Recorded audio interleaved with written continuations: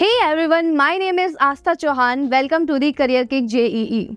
इस वीडियो में हम बात करने वाले हैं HBTU कानपुर काउंसलिंग के बारे में। इसमें आप देखेंगे कि HBTU कानपुर में एडमिशन कैसे होते हैं, उसका एलिजिबिलिटी क्राइटेरिया क्या है एंड एट द लास्ट यहाँ का काउंसलिंग प्रोसेस क्या है। So without further delay let's start our video. तो यहाँ पर रजिस्ट्रेशन के लिए आप ऑनलाइन रजिस्ट्रेशन कर सकते हैं एंड फी पेमेंट भी आप ऑनलाइन कर सकते हैं, जो कि HBTU एडमिशन की ऑफिशियल वेबसाइट www.hbtuadmission.nic.in पर आप कर सकते हैं। इसके अलावा जो यहाँ पर एडमिशन्स होते हैं वो जेईई मेंस की मेरिट के बेसिस पर होते हैं। नेक्स्ट बात करते हैं एलिजिबिलिटी क्राइटेरिया की। यहाँ पर एडमिशन लेने के लिए या एलिजिबल होने के लिए आपको 10+2 एग्जामिनेशन क्वालिफाई करना पड़ता है यूपी बोर्ड से या फिर किसी भी इक्विवेलेंट बोर्ड से।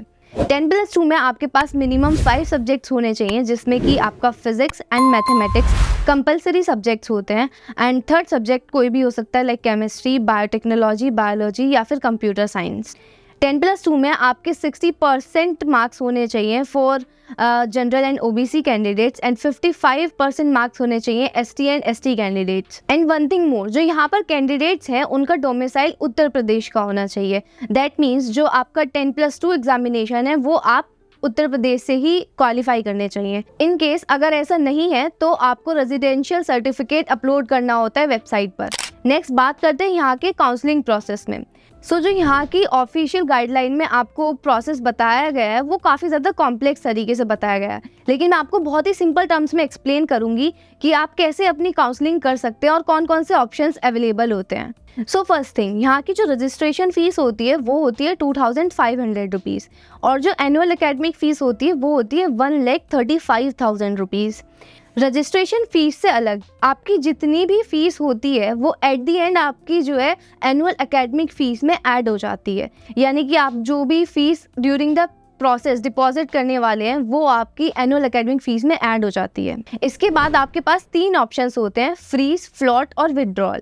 अगर आपको सीट पसंद आ गई है और आप उसको फाइनल करना चाहते हैं तो आप चूज़ करेंगे फ्रीज, और फ्रीज ऑप्शन चूज़ करने के बाद आपकी जितनी भी रेस्ट एनुअल एकेडमिक फ़ीस बची है वो आपको डिपॉजिट करनी होती है। अगर आप चूज़ करते हैं फ्लॉट ऑप्शन, दैट मीन्स कि आप काउंसलिंग के नेक्स्ट राउंड में जाना चाहते हैं, उसके लिए आपको फ्लॉट ऑप्शन फ़ीस सबमिट करनी होती है, जो कि 20,000 होती है जनरल ओबीसी कैंडिडेट्स के लिए एंड 12,000 होती है एससी और एसटी कैंडिडेट्स के लिए। अगर आप विड्रॉल ऑप्शन चूज़ करते हैं दैट मीन्स आप फर्दर काउंसलिंग में पार्टिसिपेट करना नहीं चाहते, तो उस केस में जो आपने सीट एक्सेप्टेंस फीस डिपॉजिट की थी उसमें से आपका 5,000 डिडक्ट हो जाता है और बाकी सब आपको रिटर्न हो जाता है। इसके अलावा जो भी फ्लॉट ऑप्शन फ़ी आप पहले डिपॉजिट कर चुके हैं वो सब रिटर्न नहीं होता है, और जो इंटरनल स्लाइडिंग होती है वो भी आपकी ऑफलाइन ही होती है कॉलेज जाने के बाद। अगर काउंसलिंग से रिलेटेड आपको कोई भी क्वेरी है या डाउट है, आपको कोई भी प्रॉब्लम आ रही है, तो आप हमें डायरेक्ट कांटेक्ट कर सकते हैं through the numbers on the screen. और इसके अलावा हमने एक फॉर्म भी अवेलेबल कराया है इन द डिस्क्रिप्शन, आप उसको फिल कर दीजिए, जो हमारे काउंसलिंग एक्सपर्ट्स हैं वो आपको खुद रीच आउट कर लेंगे।